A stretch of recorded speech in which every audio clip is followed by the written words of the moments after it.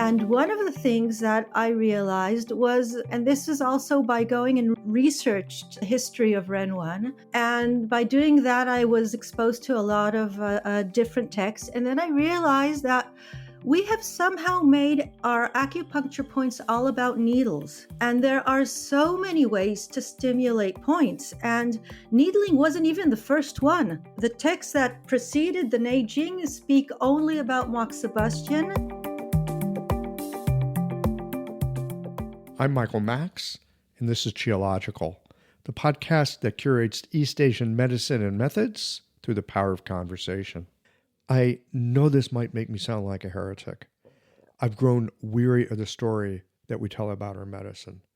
The one that casts the organs as feudal lords and officials. The one that has the emperor hiding away in the palace of the heart, too preoccupied to attend to the doings of the world. The story that casts Chinese medicine in a salvational light. That we are special and unique because we treat the spirit. Increasingly, when I hear this story told and retold to audiences of practitioners, I hear and see something that looks and it feels like an evangelist revival. We are connected to spirit, and so we can bring the true healing. I warned you, I'm going to sound like a heretic. I'm not against recognizing that there's something of heaven involved in the unfoldings of earth. For sure, there's something to Tian Di Zhan, heaven, earth, human, that is worth attending to. As humans between the numinous of heaven and the dirt ball of earth, as that strangely self-conscious being, abiding between the limitless and the finite, there is something of mystery to be explored. We are curious beings, live more in story than experience. We draw lines of distinction between self and other, tribe and outsider, countryman and foreigner, divine and profane. We are the creature that names the world and then lives within the stories we tell, which is why I'm curious that a group of mostly progressive thinkers would use the language and images of a patriarchal, usually tyrannically structured empire to describe the functions of our organs. Yes, I understand these are the stories passed down to us. I get it that these are the metaphors we dreamed into when learning medicine. And I understand the appeal of imagining that our work is somehow special, as it's connected to spirit. Who doesn't want to have some kind of superpower, some kind of access to the influences of heaven? I'm not suggesting that acupuncture is nothing more than crude manipulation of nerve impulses or biochemical interactions. But I think we are missing something here. At least, I've been missing something. Somehow for me, that creation story of spirits attached to organs, of considering organ function through the jealousies and totality of imperial ministries, the story that there was once harmony, but due to the sins of unvirtuous living, the world is now disordered. I find myself reluctant to take metaphors from a time and culture that I've oceans and centuries of distance from, and use it to describe the world in which I find myself. Furthermore, I'm reluctant to invite my patients into the Chinese medicine fairy tale. Our profession already has enough issues with credibility as it is. So, what's missing? I think what's missing is a language that speaks to first principles, that we can take the dynamics of East Asian medicine and speak about it in a way that you might describe the dynamics of the rain cycle to a child, that we take that elusive spirit aspect of our medicine and use it less as marketing for our being holistic or to play at being amateur psychologists. While it is helpful to understand how certain emotional states resonate with particular organs and to map how emotions, like organs, can have an effect on each other, I think caution is advised. For example, in sharing with our patients that lungs and grief are connected, when they have no way of understanding this, other than taking our word for it. Mostly, I think I'm just uncomfortable holding out to my patients that there's an invisible world that I can see that they can't. I told you I would be sounding like a heretic. Perhaps doctors through the centuries have faced the challenge of practicing medicine in their particular moment of time. I suspect that we are not alone in this.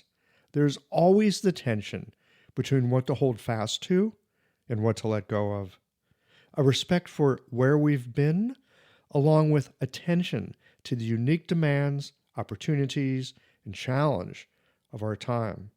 It requires a capacity for understanding the past and being able to synthesize it with the conditions and circumstances of the present.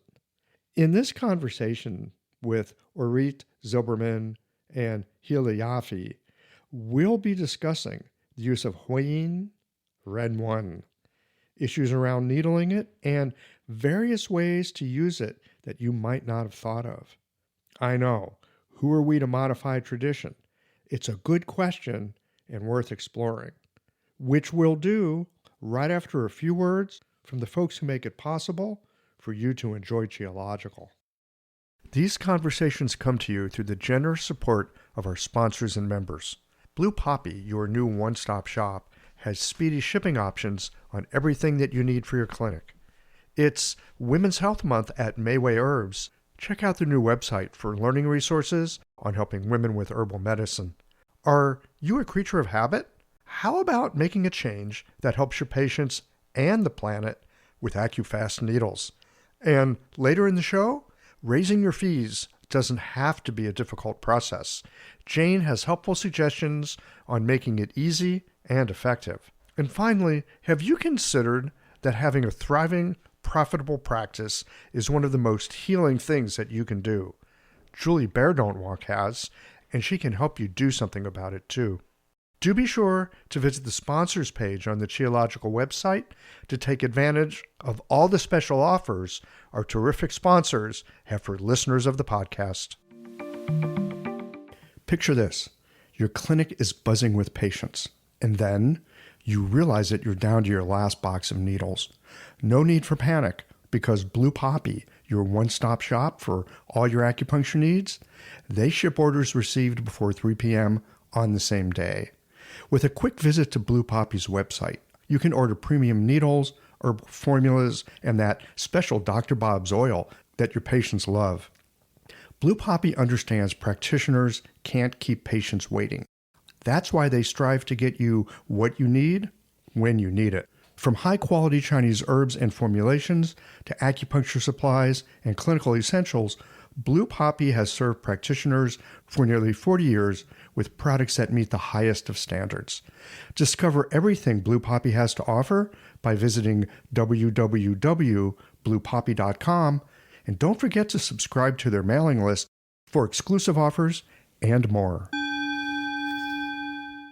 Hi folks, I'm Yvonne Lyle, president of Mayway Herbs. May is Women's Health Month, and as a women-owned and women-run business, we especially love how Chinese medicine can support wellness through every stage of a woman's life. So in this month's newsletter and podcast, we're covering topics like PMS, pregnancy, menopause, and osteoporosis. We'll share expert insights and effective treatment strategies you can put to good use in your clinic. Our Plumflower brand line includes herbal tea pills, tablets, extract granules, and organic herbs, all of which you can find on Mayway.com, and where you can also find articles, videos, and other resources to support your practice. Since 1969, Mayway has been a trusted source for high-quality herbal products. In these challenging times, please know that we remain committed to keeping our products accessible and affordable so you can take care of yourself and your patients. As always, thank you for supporting Real Chinese Medicine. Daily habits and routines feel comforting, familiar, easy, automatic. That's the power of repetition. You've worked out the kinks and can do it with your eyes closed. But what if you shook things up? What if you ditched the old routine and tried something new? Hi, I'm John Sten. I've practiced acupuncture for over 30 years, and together with my wife Kelly, we created the world's first eco-friendly acupuncture needle. The AccuFast earth-friendly needle system cuts your packaging waste by 60 to 90%, depending upon your needle type, speeds up your needling, gives you more control, And best of all, while you're healing patients, we plant a tree for every 2 boxes your clinic uses. Thousands of acupuncturists have already made the switch. In just the last year, they've helped plant over 16,000 trees. Since we started, that number has grown to over 50,000. So break the routine. Be the change. Visit acufastneedles.com. Your patients and the planet will thank you. Orit Zilberman and Hila Yaffee, welcome to Geological. Thank you. Thank you for having us. I am delighted to have you. You guys have been doing some interesting work. There is actually a continuing education thing out there. It's on ethics. And I actually took it because I needed an ethics thing for my NCCAOM. I'm so glad I did. It's on Ren One, which, okay, that's something we don't talk about a whole lot in our profession. Ren One, how many of us have needled Ren One? How many of us even would think about trying to needle Ren One? I'm curious to know what got the two of you looking into this and getting started with this. I think it's it's a little provocative, but a really interesting topic. So, Orit, could you give us a little background on this? What got your interest in looking into this very powerful yet I shouldn't say unusual. It's a traditional point, but I don't think it's used very much in modern practice. Unfortunately, you are wrong. It is being used. It depends where. Not everywhere, of course, but there are places where it does. Why did I think that what made me start talking about it is because I never even thought about using it. And when I heard that other practitioners are using it to vulvodynia patients, that shook me a little bit. It was even painful a little bit that my fellow practitioners, they do it immediately. They use this point immediately in cases of women that have been examined, and the whole treatment is regarding pain in this area. So it's too invasive to just needle it.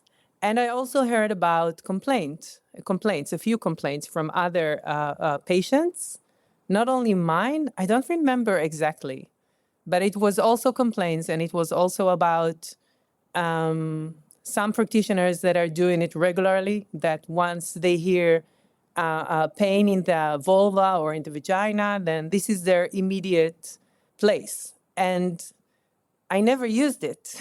And I already heard about it when I was already focusing only on vulvodynia. It was after a few years that I was doing that. And I had great results without anything like that, without anything invasive. So it made me angry. Let's put it that way. I will not be completely politically correct here. Yeah, well, look, fair enough. In this world, there are so many troubles. There's so many things you can do to maybe make the world a little bit better. What do you aim yourself at? Well, aim yourself at the thing that's got your attention, and got you riled up a bit. That's a pretty good, North Star to navigate by. So good for you. Thank you.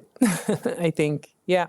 So this is how it started. This is how I started thinking of how can I act? And I remember that was later. That was a few years later, after I realized that there are practitioners that are using it regularly with pain, with vulvar pain or vaginal pain.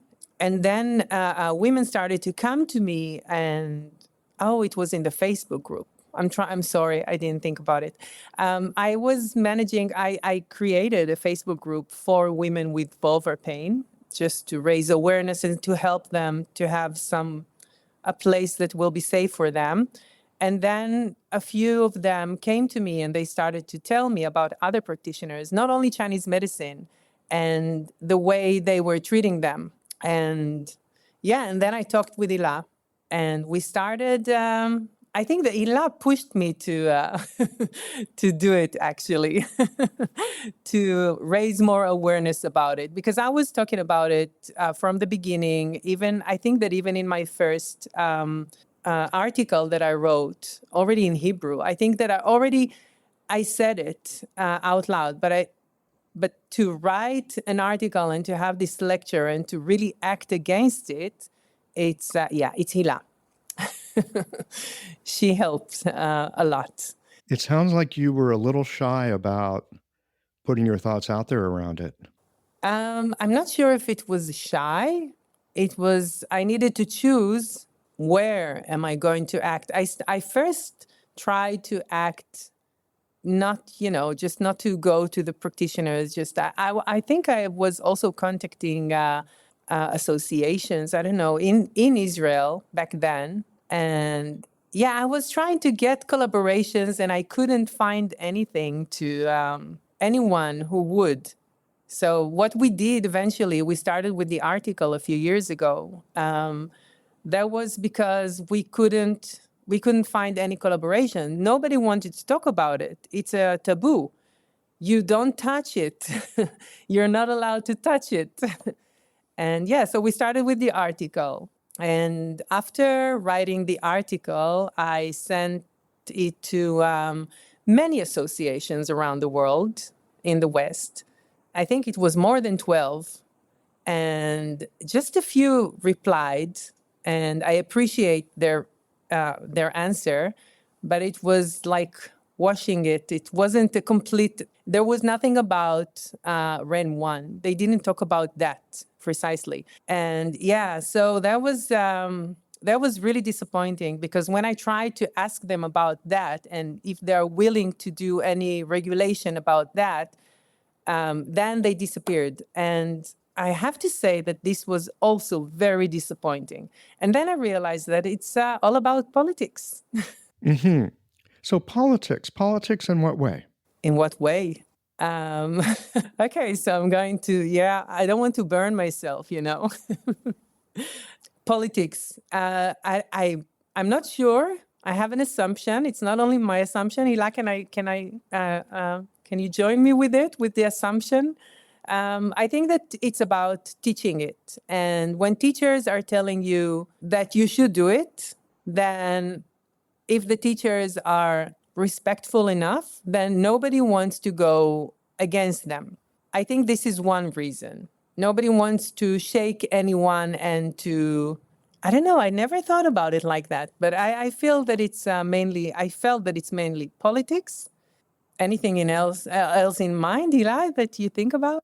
Well, just to reinforce what Orit just said, first of all, we have spoken throughout the years to a lot of practitioners trying to raise awareness, and we've received a lot of anger, because I can tell you some of the answers that we've been receiving. One of them is it is a legitimate tool. And just like conventional Western doctors are allowed to use all the tools, including those that mean their patient needs to undress, then why can't we? So a lot of the times what they think we're doing is we are kind of degrading Chinese medicine practitioners by saying, no, this is off limits.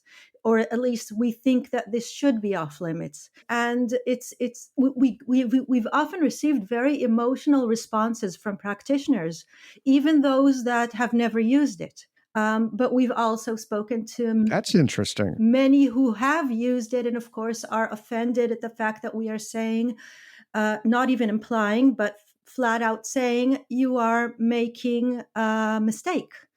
You should not be using this point. And of course, I understand those practitioners that get offended by us. Now, another thing, what Orit said about teachers is we have received quite a lot of responses of people sharing with us, asking to remain anonymous in all of the cases, sharing us traumatic experiences they have had while studying acupuncture, and they were forced to practice Ren One on each other. That was in the USA. Yeah. And I also remember that I saw a blog about it a few years ago about a teacher that I don't know. I remember that I saw a blog. I think it was a teacher or not, but someone shared I don't even remember if it was a man or a woman, their experience in school, in college, and that also shook me. And we heard more about it. And I think this is harassment. I mean, if it's mandatory to needle this point and also to experience it by one of your colleagues, one of the students in class, and without it you will not receive your acupuncture diploma, then I think it's, I don't know, it has to be illegal. It has to be illegal. It's not okay.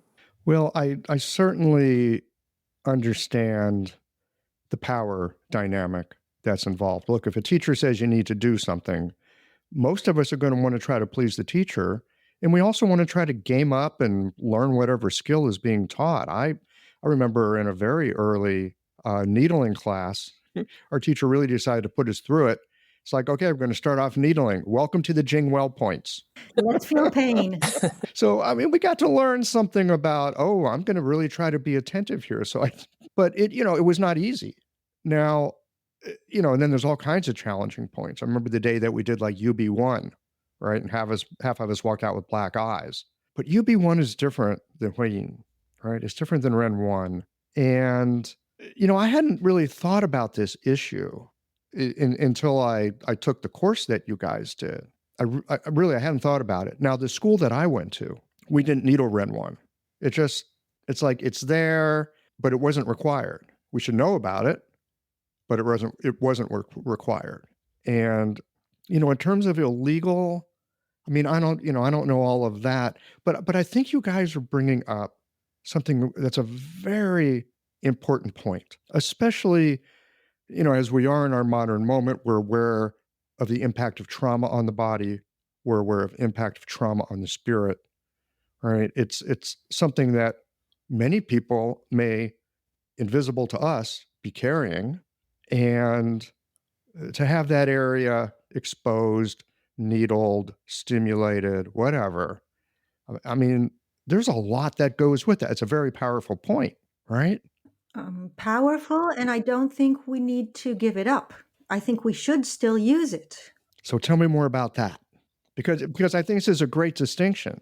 We should use it. We should not give it up, but maybe not needle it. Tell us more. Well, first of all, I need to say that this is Orit's journey. I'm just along for the ride, and the reason that it was so easy for her to recruit me here is because while we were kind of going back and forth on this, she raised my awareness to the ways I trigger my own patients, and this is without needling Ren One. A lot of times I found myself not respecting my patients' sensitivities because I was too aware of what I wanted to do and not enough paying attention to what they needed from me. Oh, wow.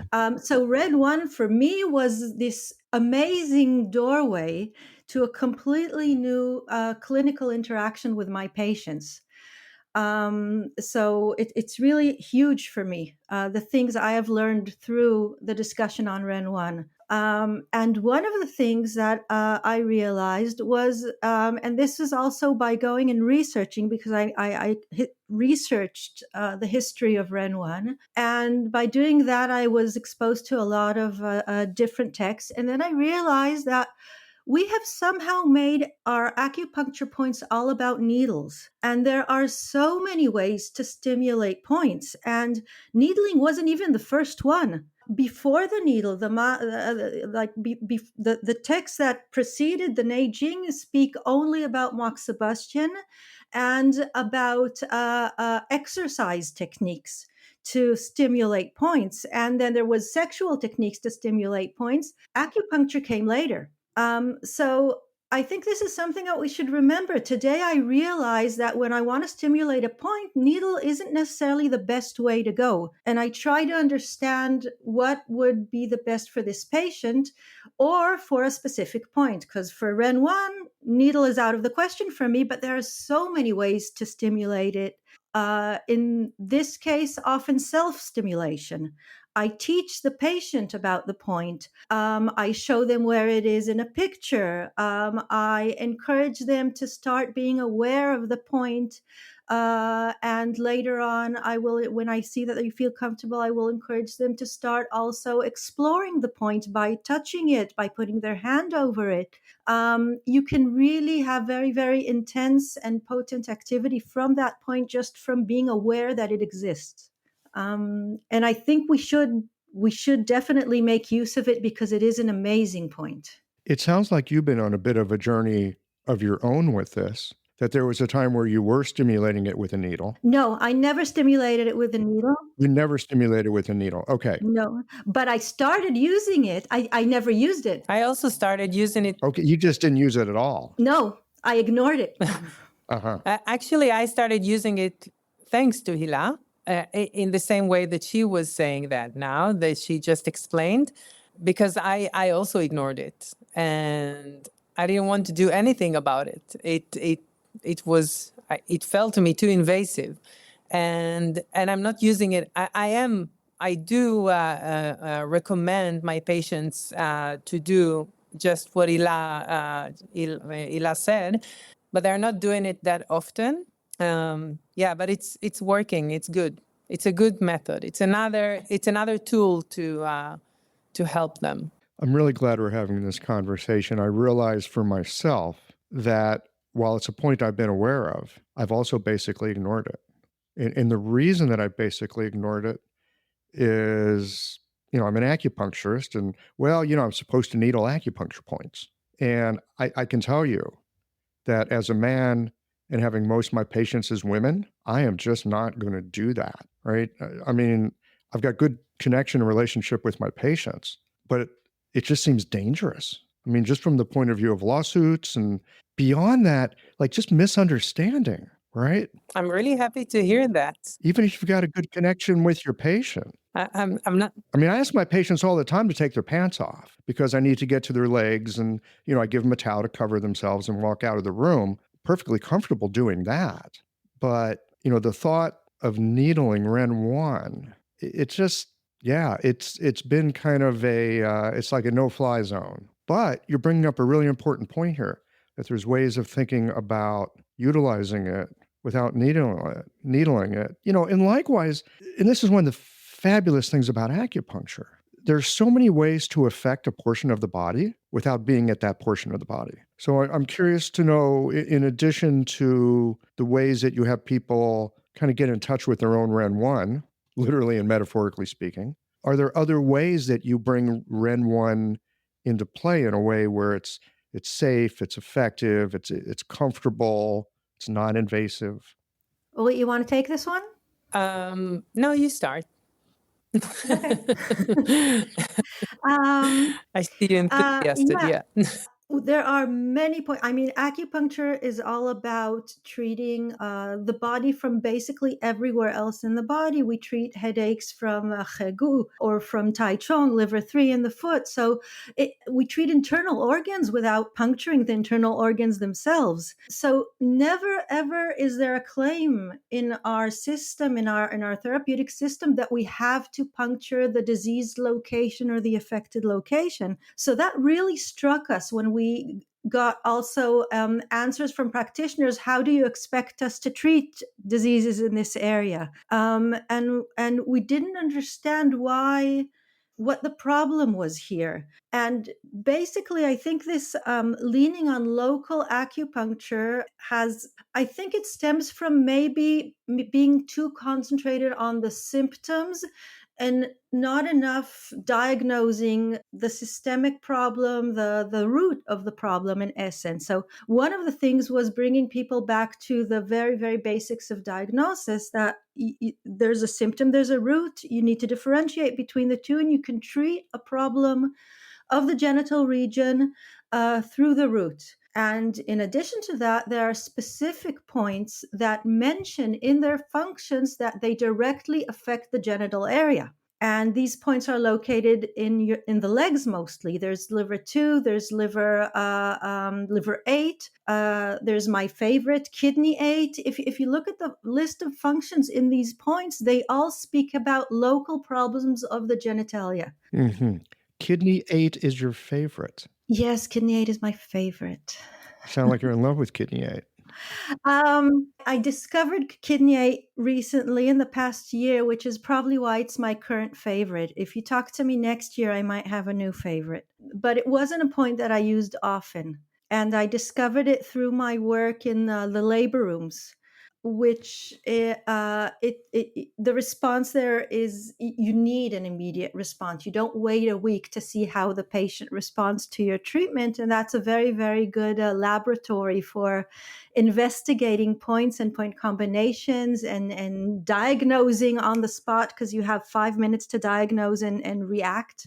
And kidney 8, I started using it because it is the accumulation point of the yin qiao meridian. A lot of times responsible for pain in the yin regions. It was a very superficial connection. And as I started treating it, it opened up wonders for me.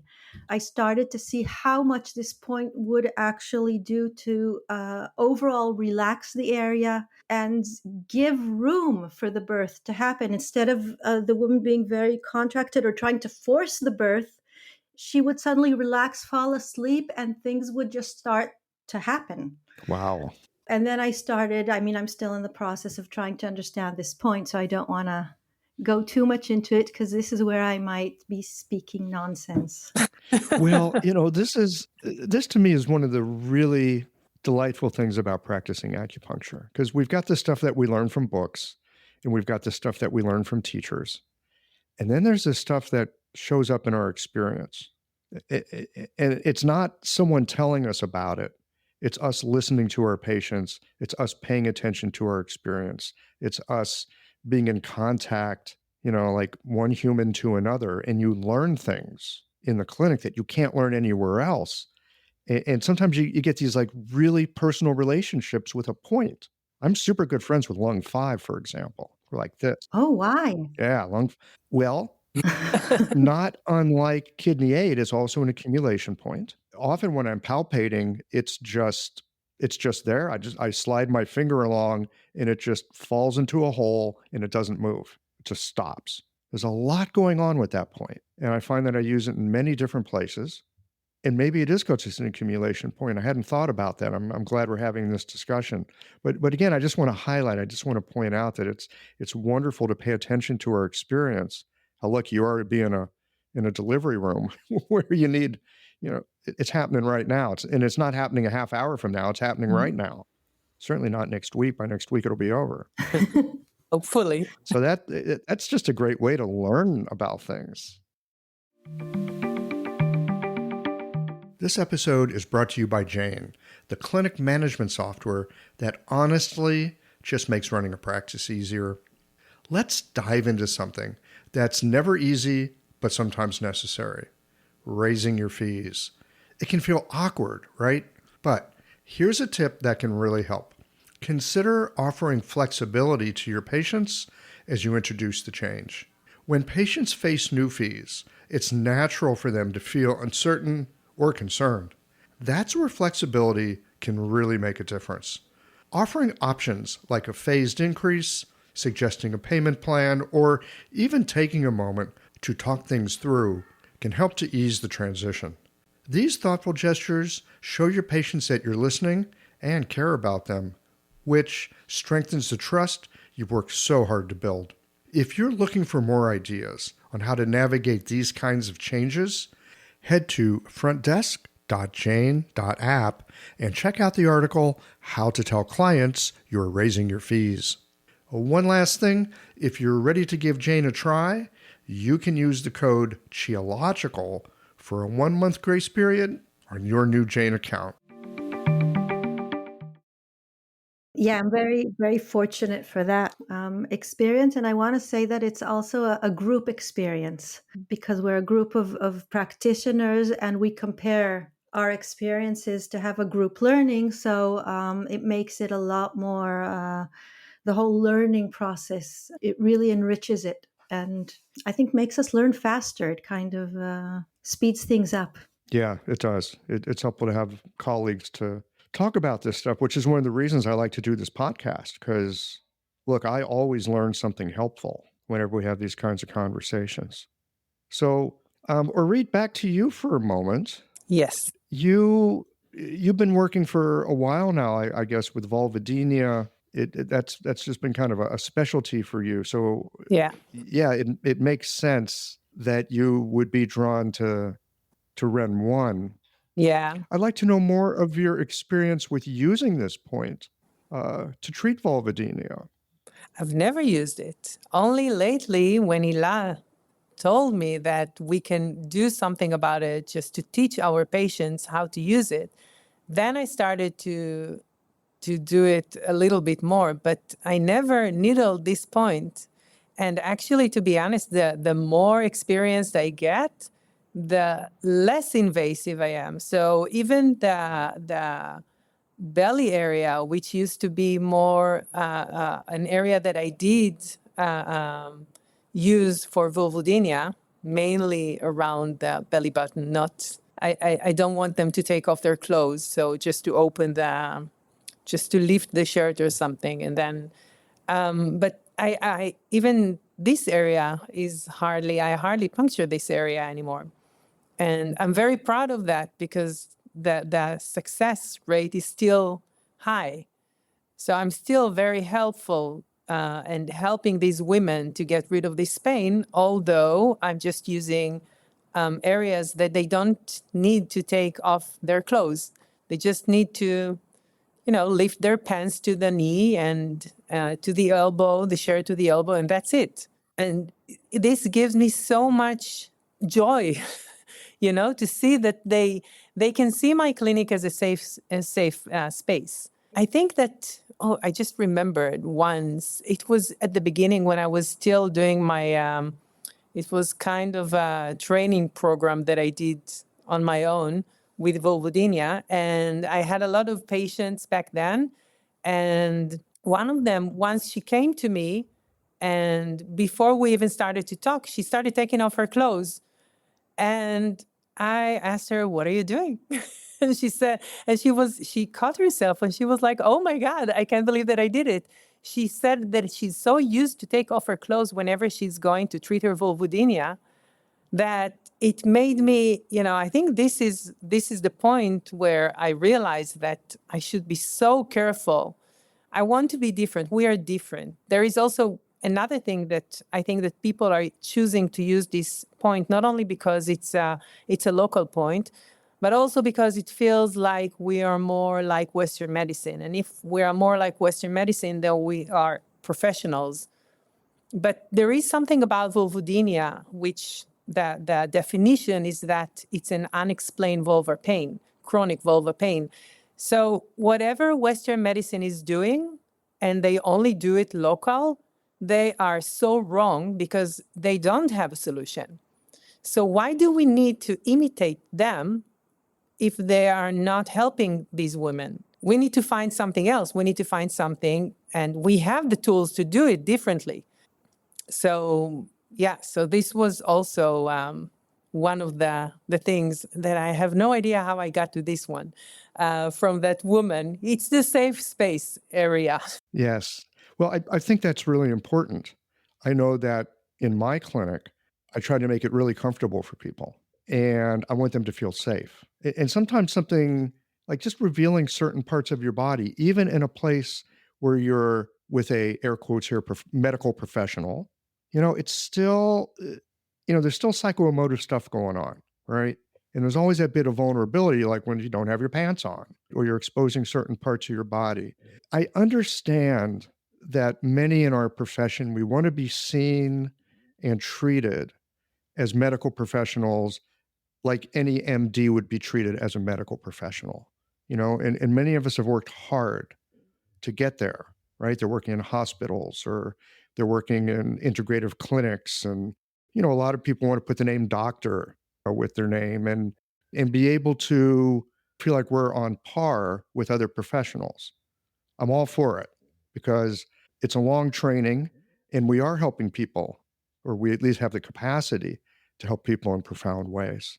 All that being said, I really appreciate the point that the two of you bring up that there are sensitivities and there are vulnerabilities that people have. And just because we're professionals, it doesn't mean that we have to have people take their clothes off. I think our professionalism and the strength of our medicine is that there is no reason to have people take their clothes off for us to start a healing process. We have tools that don't exist in Western medicine because we have a way to see the body from a different perspective.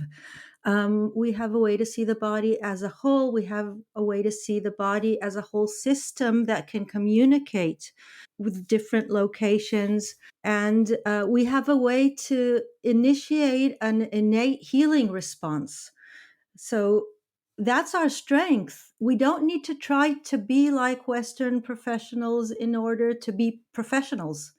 And that's what we're trying to bring into, at least into my clinic. I need to constantly remind myself of this, by the way, because I do get a lot caught up in names of diseases and in symptoms, and I want to try to solve this problem, but the truth is it's not the problem I'm trying to solve, it's the person I'm trying to heal or help the person heal themselves. Ah, yes.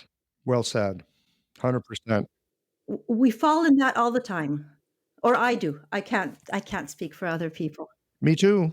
Me too. All the time. And we've all had this experience, right? Let's just say headaches, because, there's one that we all treat.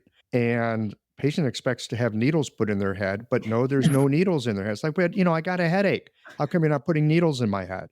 And, some of it is patient education and some of it is a reminder to me, yes, we have all these profound ways of working with the organism as a whole.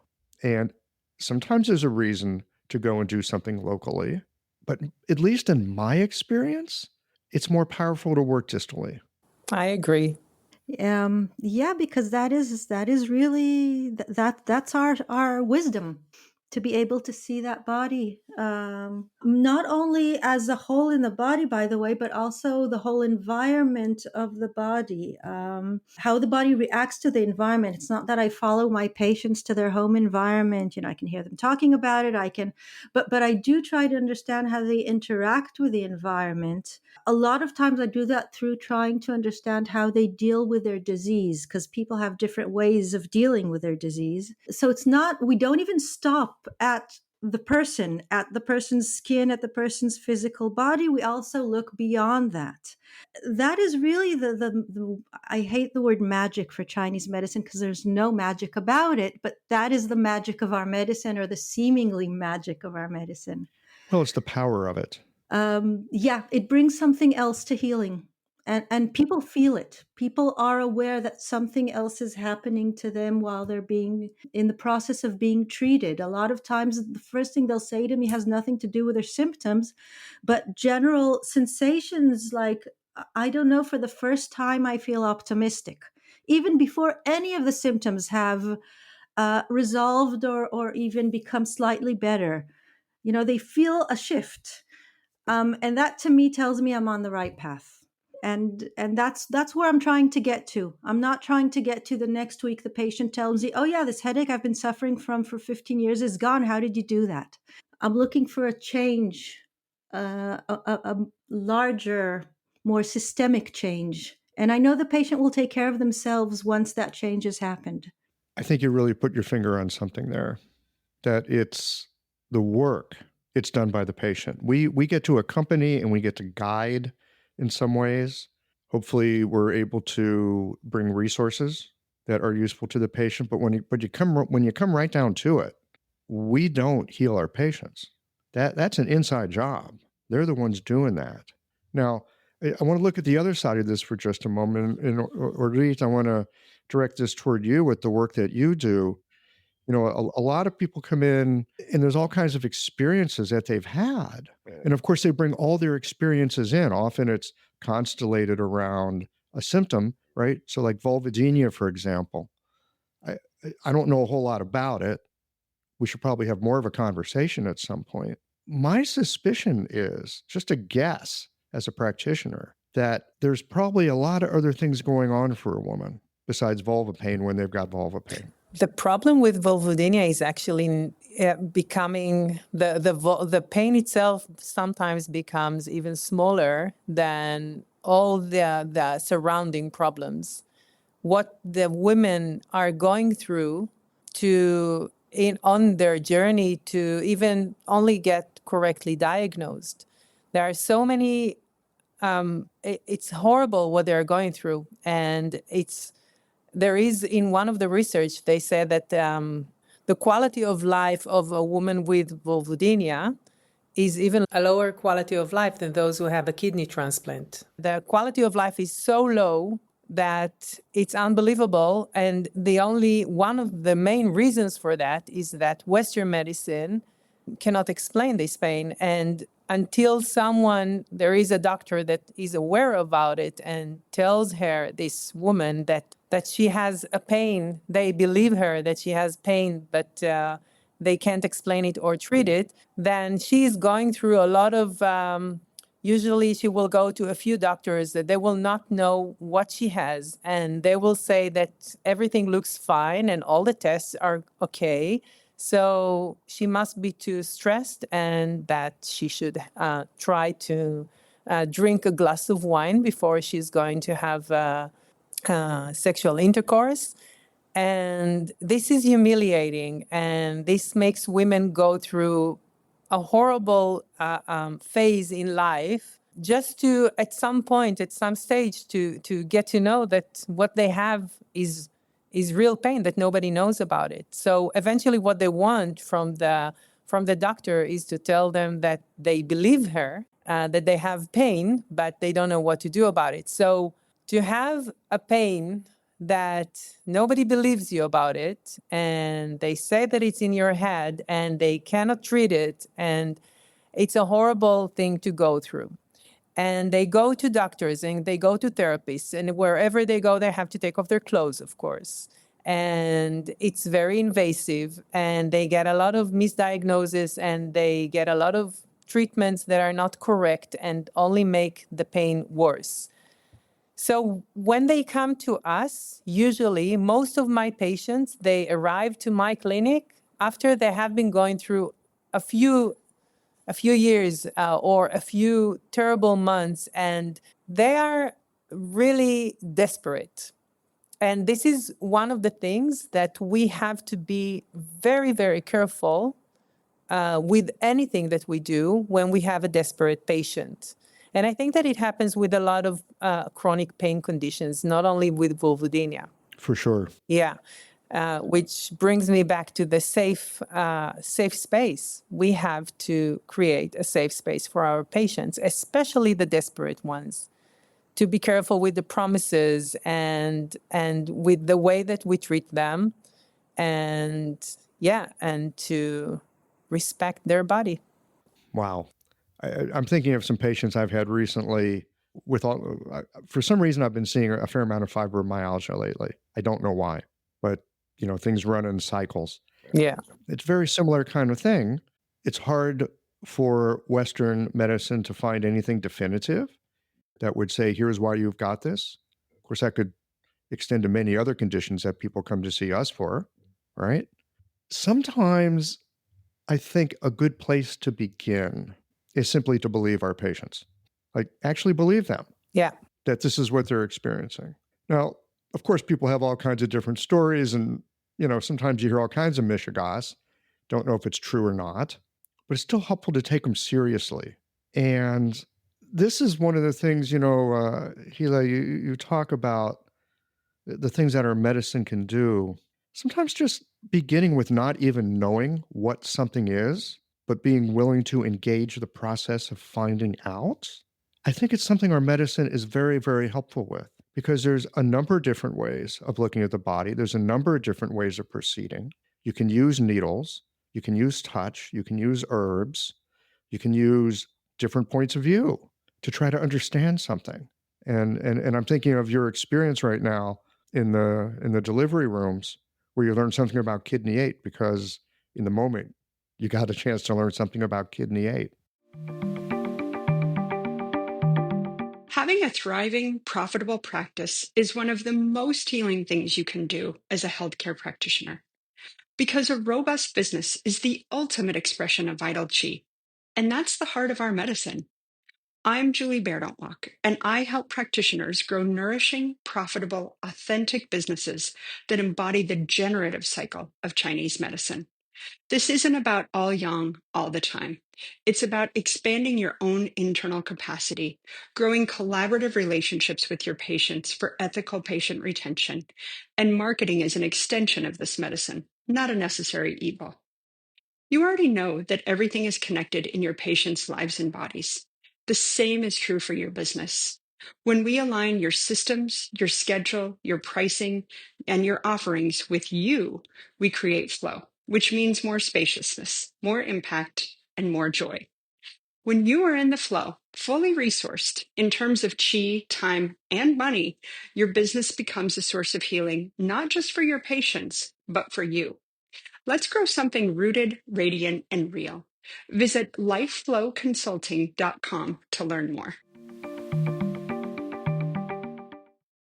Yeah, I also learn a lot about, like, I think you said this in the beginning of the conversation. We're kind of I don't remember exactly how you said it, but we're kind of guests in our patient's story. We're passerbyers in a sense, and we have to. Or for me, again, I sometimes try to control that story.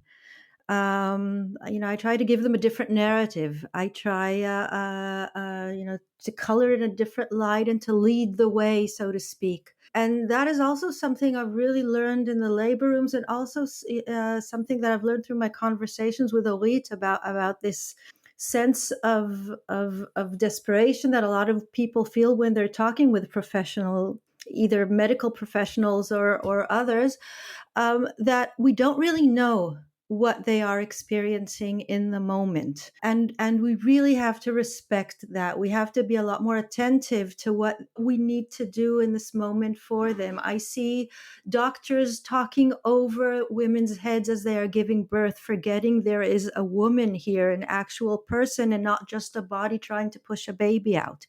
So for them, this is the situation at hand. The doctor is only concerned of getting this baby out. And then you have these horrible statistics of 30% of women experiencing their birth as a traumatic experience. And this experience is going to walk with them for a lifetime. And being in the delivery rooms for me is I can be there, hopefully, to catch that moment when trauma might begin to form, and maybe I can prevent this from happening. Now, Orit sees her patients after trauma has been formed, and that takes a completely different, I don't know, how do you deal with the formation of trauma? How do you untie that knot? I mean, all our patients have trauma to some degree, but I think vulvodynia patients are a very extreme example of women who have undergone trauma again and again and again with their sexuality, with their body, very core traumas. So I think again, it's the same what the two of you said, that we're guests in the story, because something amazing happens with acupuncture that I don't know, I can't explain, but it resolves things. And also, I think that also trauma. Of course, there is also a process that they are going through, but there is something magical about, okay, you said that you don't like magic, but there is some things that we don't understand, and it works like magic. And yeah, and at some point, it's getting solved somehow, not always. And then I might have to refer to someone else, but I want them with me. I just had an example now of a patient that She started with the sexual therapy, and then it wasn't enough. It was good, but not enough. And physiotherapy, it was okay, but only she had to all the time do it. Otherwise, the pain came back. And then she came to me, and she stopped with all the rest, and she only came to the acupuncture, and the pain is gone. But now she's afraid to have relationship and to begin something. She has this fear. This is the trauma. So this time I wasn't, the treatment wasn't enough to resolve it. And now I refer her to that sexual therapy again, because this is not my work anymore. If I couldn't do it with acupuncture, then it's been long enough, and the acupuncture could stop the pain. So now she needs to go to another therapist. And this is also sometimes, this is something that I keep telling when I'm teaching about vulvodynia, that sometimes I'm just a tool in the way, and sometimes that's rarely happens. But sometimes I can't help the vulvar pain, and I'm only there for them to understand what is the next step, and the next step will be helpful. And I'm also proud to be there.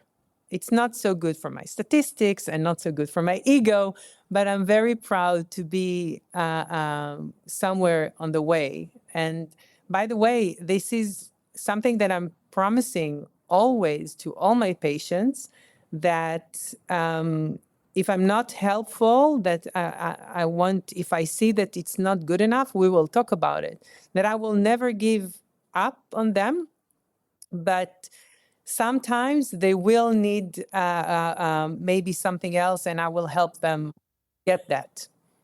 Orit, you just said something that's near and dear to my heart, something that I know that I've watched in myself over the years as a practitioner, that there's that ego piece.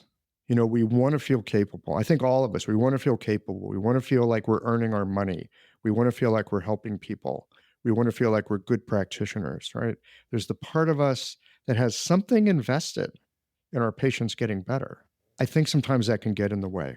And to have that kind of neutral stance that you were just talking about, where you show up, you do your best, you're connected, you do what you can to help them through something, recognizing, yeah, I've got some ego that's in this, but, you know, kind of keep it on a leash, so to speak. I get it. I watch myself in clinic all the time when somebody gets better and you know, I'm so happy, or someone doesn't get better and I'm so sad.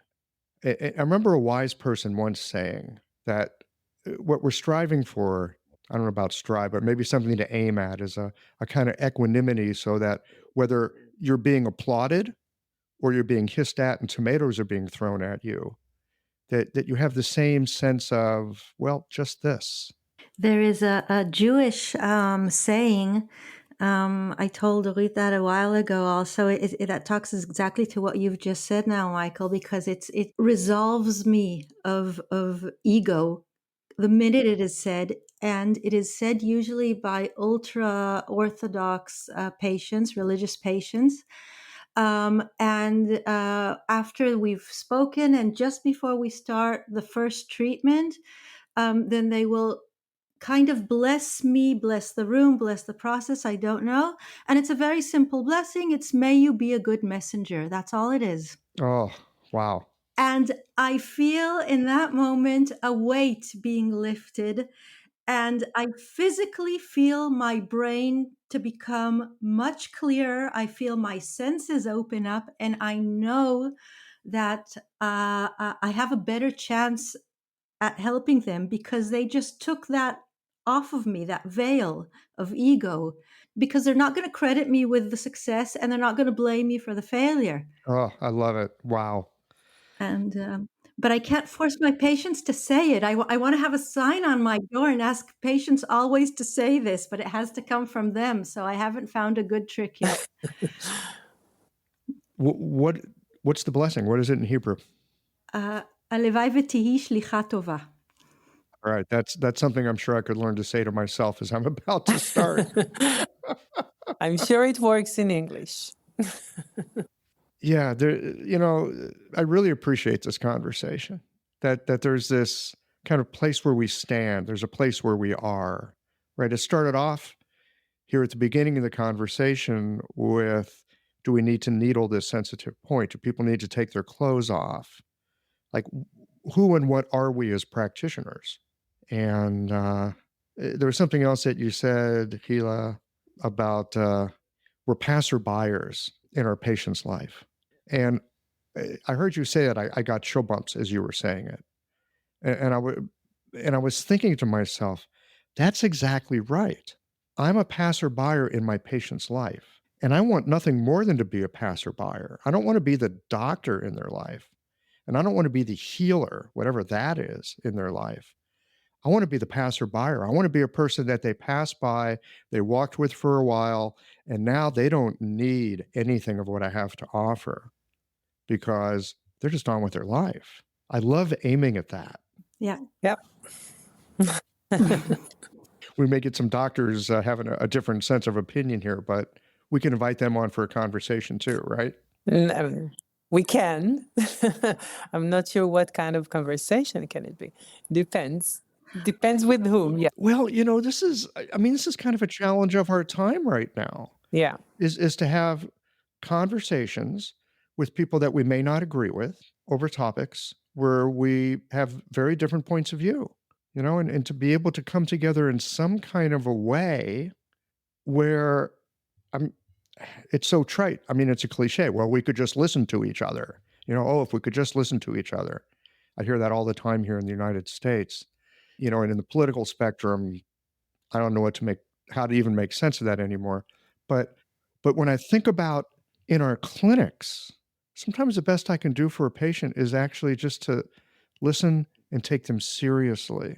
And especially when I don't understand what's going on with them, to take a little time and try to understand. And teach them to trust and enjoy their body, because a lot of them come very wounded and disappointed with their bodies. And I think that is also part of our jobs. Hopefully patients, when they finish the process with me, I'm hoping the senses will serve them much better, the pleasure from the senses. That is my hope for my patients anyway. Wow. I love that. Help them trust and enjoy their bodies. How do you help them do that? What are some things that you found helpful with that? Well, let's loop back to Ren One. A closure.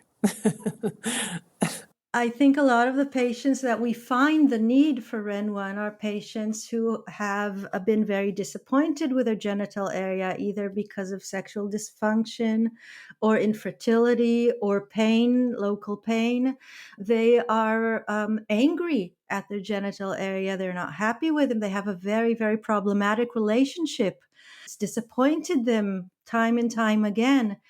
And by just acknowledging this point and having them understand how potent it is and how much strength it can provide for them, and then the next step, having them maybe feel it. A lot of patients, I'll tell them to just sit in a bath and just concentrate on the water, washing up, touching Ren One, and then slowly build up to actually touching it. It opens their sense. They feel the warmth of the water, the warmth of their hand. They feel the area itself. And then it's like ripples to me. You start enjoying the area again. You start thinking from a different perspective, from a positive perspective. You take all the negative feelings you have linked to this area, and you don't just, there's no void in the body. You can't make them disappear, but you replace them with a lot of positive feelings, with a lot of pleasurable sensations. So that would be for that area, but of course it can be hearing and smelling and sight. You can use all the senses to teach people to enjoy. Our body is there for pleasure. It's not just only to serve us. We really need to enjoy it. So many people who have put themselves on horrible diets to stay healthy, and they don't enjoy food anymore. I always look at them and I say, listen, good on you. You have a lot of self-control, but there's something else in food. that you need to remember. And it's astonishing how we have forgotten how powerful our senses are and how wonderfully they can help us throughout life.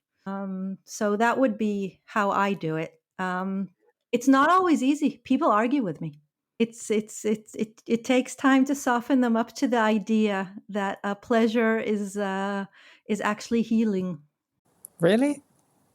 Yeah, yeah. It's considered accessory, apparently, in modern life, where we are aspiring to reach goal after goal after goal. Pleasure is something you put aside and occasionally might have time for, and usually that's also a way to reach a goal. It's not pleasure for the sake of pleasure. You're trying to attain something by this. So it's not easy to put people in that mindset. It's like the people who meditate so they can be more productive instead of to imbibe a little stillness for the purpose of nothing other than imbibing a little stillness. Exactly. Wow, when we started off this conversation, I was thinking, well, Ren One's kind of off limits. We've all talked about that. Orit, you've been talking about this too. Ren One off limits. No, I need to correct something with the illegal. I meant that it should be illegal to force students to do it. That's what I meant with illegal. Yeah, it should be. Well, no, but I thought that you said in your own practice that you had not needled it. You had not. Never. Right. That's what I was referring to. Never even crossed my mind. Yeah. And so again, I'm at the beginning of this conversation. I'm thinking, Ren One. There's so many other things we can do. Other things we don't need to do Ren One. And now this last bit of the conversation, I feel like I have a whole new relationship with that point. It's wonderful. Yeah, it's part of the body. And just think of the junction. It's at a junction of the Du, the Ren, and the Chong meridians. Yeah. It's incredible. Yeah. So I'm wondering now, as we're winding down this conversation, about maybe it'll be possible in schools, not necessarily to needle the point, but it certainly sounds like there's other ways of engaging the point in a very, very powerful way and with respect. That's the word, engaging it. Thank you. That's the word. I'm going to use it. That's how I'm going to explain it to my patients. Thank you. It's fun talking about medicine, isn't it? Yeah, and I wish that schools will start talking not only about other ways to engage Ren One, but also the consequences that can arise by needling this point. This is my. I think we should all start with the students, the new practitioners, and they should know about it. They should understand that it's not mandatory. It's not mandatory to use it, to needle it. Not mandatory to needle it. Yeah. Very helpful to engage it. Yeah. Wow, that's probably not a bad place to put a pin in it for today. No pun intended. Yeah. Anything else you two would like to share before we wind it down for today? I just want to thank you again for being willing to take a chance and talk about it, because it really has been our experience in the past years. Many people who have told us they just simply do not want to go into it. So thank you for being willing to actually open up a discussion. Orit? Yeah, I joined. I also thank you for that. This is it's important. It's important to talk about it, and also to tell us that we are wrong. We can talk about it. We can prove that we're not wrong. But we're happy. We're very happy to hear that. Yeah. Well, I just want to put in. I was going to say a plug. I want to just say a word of thanks and appreciation because you two did a course. It falls under the ethics for the NCCAOM and maybe some other organizations as well. We all need an ethics and a safety course to get our certificate every few years. And I was coming up to a point where I needed to renew my certificate. And honestly, most ethics and safety classes, they're really snoozers. I mean, they're just, you do it because you got to do it. Yours was really interesting. Thank you. And provocative and thought-provoking. And in a way, part of what launched us into this conversation. So anyone out there that's looking for more information, to hear more about what Orit and Hila have to say about this really important topic, it's a great course. I would recommend it. And it's also free if someone doesn't need the points and just want to hear it. We decided to open it, and it's free. So anyone can listen to it, anyone who wants. That is super generous of you guys. I'll make sure there's a link to it on the website. Thank you so much. Thank you very much. All right. Thanks for your time today. This has been a delight. Thank you. Bye. Thank you. Bye-bye.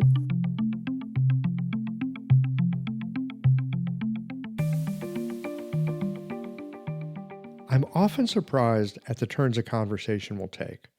One of the things I enjoy about these podcast discussions is that it's open-ended. Not unlike an encounter in the clinic, I never know what's going to unfold. Often enough, there are luminous moments of discovery or insight. When we started this conversation, I thought that we'd be talking about the troubles in our modern moment with potential lawsuits and why needling Ren One might be an outdated treatment. But as we got into the discussion, I realized that having students engage this point with needles could be harmful. And there's a power dynamic in the teaching circumstance to consider as well. For the most part in my practice, I've just given Ren One a pass, as I figured I can use other points to get at what I want to treat. And as a man who works alone in my clinic, I'm simply not going to open myself up to potential misunderstandings that could have severe repercussions. Hila made the point so eloquently that Ren One is not to be ignored, but rather engaged. Engaged with thought, with touch, with imagination, with a sense of bringing connection and healing to a part of the body that patients have been on unfriendly terms with. That, it made sense to me. And beyond that, engaging the body for pleasure. That is something many of our patients would benefit from. Orit's recognition from her work with treating vulvodynia that many times women have in seeking treatment and healing have had further traumatizing experiences.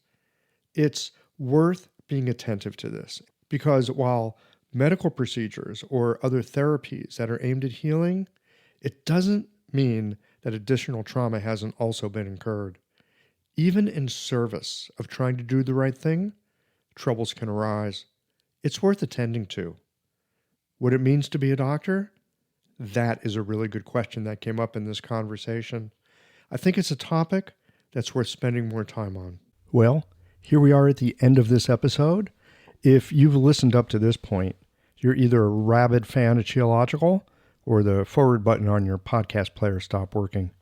If you are indeed a fan of the podcast, you can help us to bring new episodes to our community of practitioners by supporting us with a membership or a one-time contribution. Details, of course, are on the website. That's it for today, friends. Join us again next Tuesday for another thoughtful episode of Qiological.